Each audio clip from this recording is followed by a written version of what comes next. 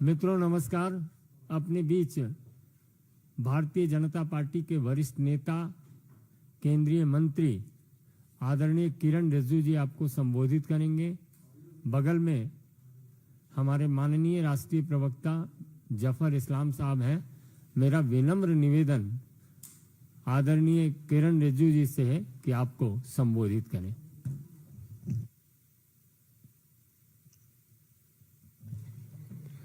सबको नमस्कार जी। कल भारत मंडपम में जब पूरे विश्व के एआई दुनिया से जुड़े हुए, टेक दुनिया से जुड़े हुए लोग भारत में आकर के भारत का तारीफ कर रहे थे, एआई के दुनिया में प्रधानमंत्री मोदी जी के नेतृत्व में भारत ने बहुत अच्छा पहल किया है और दुनिया को एकजुट भारत के नेतृत्व में आगे ले जाने का काम कर रहे हैं। सब जगह प्रशंसा हो रही थी और विश्व के बहुत प्रमुख देशों का head of the state, head of the government और कई जाने माने हस्तियां भारत का तारीफ करके एकजुट बहुत अच्छा काम चल रहा था। उस समय कांग्रेस के यूथ कांग्रेस वर्कर्स के कुछ लोगों ने वहां आकर के नंगा नाच किया और सबने तस्वीरें देखी और रात भर इसका जो प्रतिक्रिया आए हैं देश भर से, जितना भी इसका निंदा किया जाए बहुत कम है। ये एक गलती नहीं है, ये एक अपराध है। देश के खिलाफ बहुत बड़ा अपराध काम किया है कांग्रेस वालों ने। हमने सुबह उठकर के ये सोचा कि अगर कांग्रेस पार्टी में देश के प्रति थोड़ा भी उनका सोच विचार सोचा कि हम आत्ममंथन करके माफी मांगेंगे, तो सुबह जब हमने देखा माफी मांगने का जगह उल्टा कई कांग्रेसी नेता ये नंगा नाच को जायज ठहरा रहे थे। वो कह रहे थे कि ये युवाओं का आक्रोश है। अगर युवाओं का आक्रोश को देश को बदनाम करने के लिए, दुनिया के सामने में भारत को बदनाम करने के लिए अगर इस्तेमाल करते हैं तो इससे ज्यादा शर्मनाक कुछ और हो नहीं सकता है। जब देश हित में कोई भी काम होता है उसमें सरकार किसी का भी हो, इसमें राजनीति नहीं होती है। और जब देश का प्रतिनिधि करता है उसमें राजनीति बिल्कुल नहीं होती है। यूनाइटेड नेशन में या किसी भी देश में जब कोई भी किसी भी दल के हो, किसी भी वर्ग के, जब भारत के ऑफिशियल रिप्रेजेंटेटिव होता है तो देश को ले जाते हैं और देश के लिए बोलते हैं। उसमें कोई आपस में तू मैं करने का कोई जगह नहीं होते। लेकिन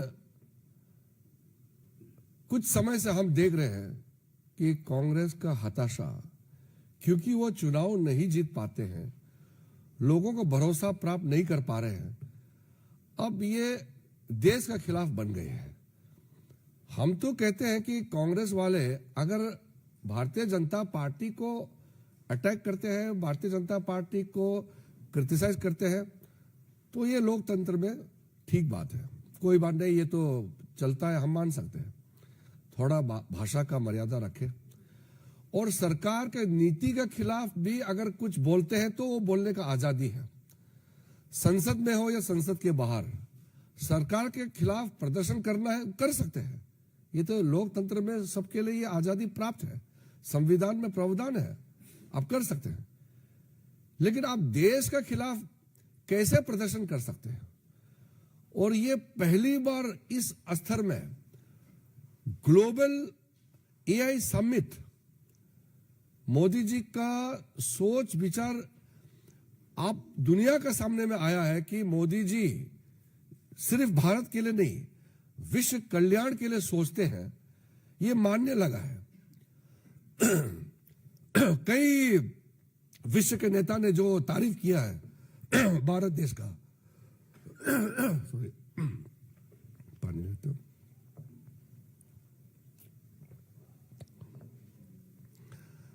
आपने देखा होगा फ्रांस का प्रेसिडेंट ने मुंबई में एक लाइन कहा कि 10 साल पहले भारत का जो सड़क पे वेंडर रहते हैं वो डिजिटल ना ले सकता नहीं दे सकते हैं।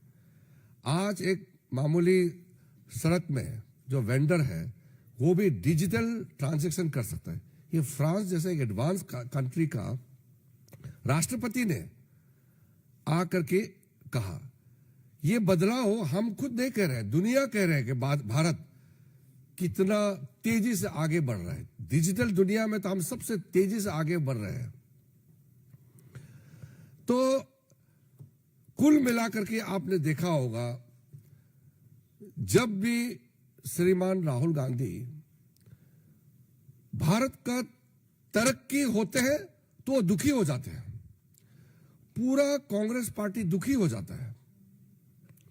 और यूरोप में जाकर के, दक्षिण अमेरिका में जाकर के, अमेरिका में कहीं भी जाकर के वहां भारत का खिलाफ उकसाते रहते हैं, भारत विरोधी ताकतों के साथ तालमेल बनाए रखते हैं और विदेश में कहते हैं कि आप इंटरवीन करो भारत का अंदरूनी मामले में, आप यहां आकर के इंटरवेन करना चाहिए।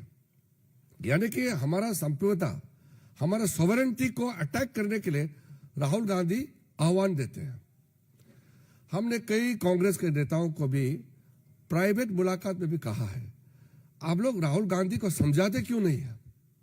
मैंने कई वरिष्ठ कांग्रेस नेताओं को कहा है कि राहुल गांधी को थोड़ा समझाइए, उम्र तो छोटा नहीं है, फिर उसका सोच विचार नादान है क्या, या वो समझने का क्षमता नहीं रखता है क्या, समझा कि देखो। कोई कांग्रेस नेता राहुल गांधी जी को समझाने के लिए तैयार ही नहीं है और हर दिन भारत विरोधी का आवाज, उसका तेवर जो है बुलंद होते जा रहे हैं। इसलिए यूथ कांग्रेस लोग राहुल गांधी जी से सीख करके भारत को बदनाम करने के लिए सड़क पे उतर के आए। आप कल्पना कीजिए, भारतीय जनता पार्टी इतने सालों से विपक्ष में रहे हैं, 60 साल तो हम विपक्ष में रहे हैं, मैं खुद पार्लियामेंट में विपक्ष में रहे हैं। एक शब्द हम लोग ने देश का खिलाफ में नहीं किया, नहीं बोला और काम नहीं किया है। हमारा नेता अटल जी, अडवाणी जी, कई हमारे वरिष्ठ नेता थे जो आज इस दुनिया में नहीं है, कभी भी हमको देश को नुकसान काम करने के लिए कभी भी नहीं कहा है। हमको रोका गया कि कोई भी काम देश को नुकसान होता है तो बिल्कुल नहीं करना चाहिए। और मोदी जी के नेतृत्व में हमेशा हम लोगों को गाइड करते हैं। कैबिनेट में भी, कैबिनेट मीटिंग हो या पार्टी का बैठक हो, मोदी जी हमेशा कहते रहता है कि कुछ भी काम करो मगर आपके काम से, आपके बातों से देश को नुकसान नहीं होना चाहिए। और उल्टा या कांग्रेस का नेता और कांग्रेस का कार्यकर्ता भारत को किस तरह बदनाम करना है 24 घंटे षड्यंत्र रचाते रहते हैं। भारत का समृद्धि नहीं दे सकता है, भारत का तरक्की नहीं दे सकता है और भारत को विश्व में आगे बढ़ते हुए नहीं देख सकते हैं। ये बहुत बड़ा जो सामने में आया है, एक प्रमुख विपक्ष कांग्रेस पार्टी का जो स्वरूप है, उनका कैरेक्टर, कांग्रेस पार्टी का कारनामा, ये देश को शर्मसार कर देता है। इसलिए कल कांग्रेस पार्टी का जो नंगा नाच हुआ है, उसके बाद बीजेपी ही नहीं पूरा देश खड़ा हो गया है कांग्रेस के खिलाफ। आज जगह जगह प्रदर्शन भी कर रहे हैं। भारतीय जनता पार्टी के लोग तो कर ही रहे हैं, और भी लोग अपने तरीके से, कोई सोशल मीडिया में, कोई प्रेस में, और अपने अपने तरीके से सब खंडन किया है कांग्रेस पार्टी का इस शर्मनाक बर्ताव से। इसलिए मैंने कहा कांग्रेस पार्टी का ये जो काम है, हरकतें हैं, शर्मनाक है। ये गलती नहीं है, ये सोची समझी साजिश के तहत देश का खिलाफ प्रहार है। इसलिए घोर पाप काम किया है कांग्रेस पार्टी ने। देश का खिलाफ इन्होंने पाप काम किया है। इसको मामूली गलती हम नहीं ठहरा सकते हैं। हम लोग कभी कभी राजनीति में एक दूसरे को हम लोग दुश्मन नहीं समझते हुए कभी कभी हम लोग बात भी करते हैं। ठीक है, हम एक दूसरे को हम आलोचना करते हैं, लेकिन हम दुश्मन नहीं है। लेकिन देश के खिलाफ अगर बोलेंगे तो हम लोग चुप नहीं बैठ सकते हैं। इसलिए मैं आपके माध्यम से कांग्रेस पार्टी को कहना चाहता हूं कि देश विरोधी काम आप कब रोक सकते हैं? हमारा विरोध आप करते रहते हैं, अच्छी बात है, मगर देश का विरोध आप कब बंद करेंगे? देश का खिलाफ काम करने का आपका काम कब बंद करेंगे? ये मैं पूछना चाहता हूं। और आखिरी में, ये जो एआई समिट हुआ है, इसमें भारत विश्व में एक लीडरशिप का रूप में उभर के आए हैं। इसलिए अपने ओर से, पार्टी की ओर से, देश की ओर से मैं आदरणीय प्रधानमंत्री नरेंद्र मोदी जी का अभिनंदन करना चाहता हूं। कितना बड़ा सोच, प्लानिंग और विजन के साथ ये ग्लोबल एआई समिट नई दिल्ली में आयोजन किया गया, भारत मंडपम में, और इसको पूरा दुनिया ने सराहना किया है।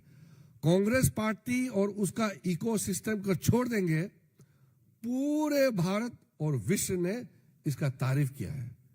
भारत विरोधी कुछ ताकतें हैं, कांग्रेस पार्टी और उसका इकोसिस्टम, ये बहुत दुखी है क्योंकि भारत बहुत तेजी से आगे बढ़ रहा है। धन्यवाद जी। कुमार राकेश।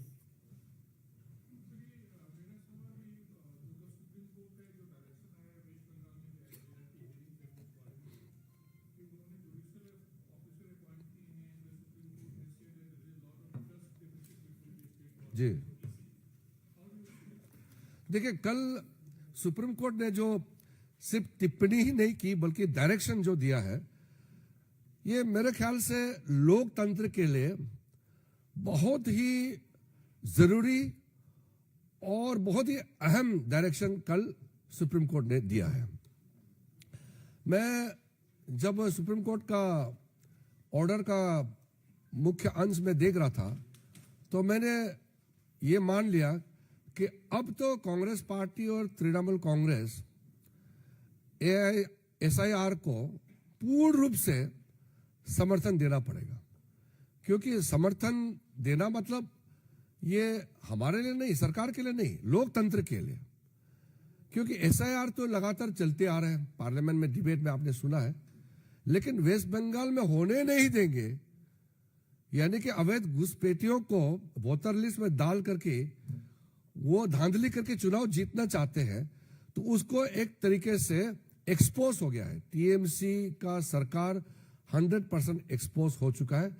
और आर्टिकल 142 के तहत जो extra ordinary intervention supreme court ने जो किया है, उसके तहत जुडिशियल ऑफिसर अब जो क्लेम्स एंड ऑब्जेक्शंस होंगे वोटर लिस्ट में एसआईआर के माध्यम से, उसका जांच होगा और टाइम बाउंड होगा।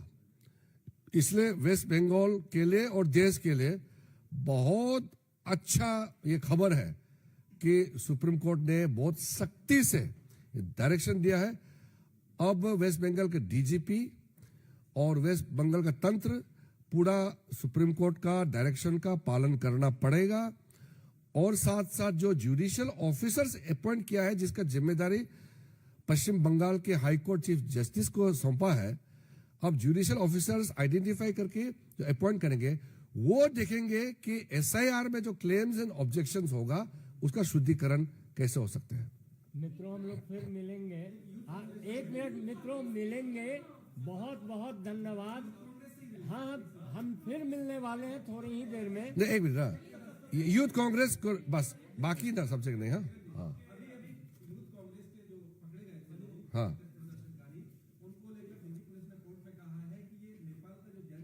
नहीं उसका मैं पक्ष में नहीं जाऊंगा क्योंकि उसका फिर जुडिशियल कॉन्टेशन होगा। ऐसे ऐसे प्लीज मित्रों, अभी तुरंत हम मिलने वाले हैं। हम फिर कुछ मिलेंगे। ही क्षणों में मिलने वाले हैं। चलो हम फिर मिलेंगे। आ जाइए, बाहर आ जाइए।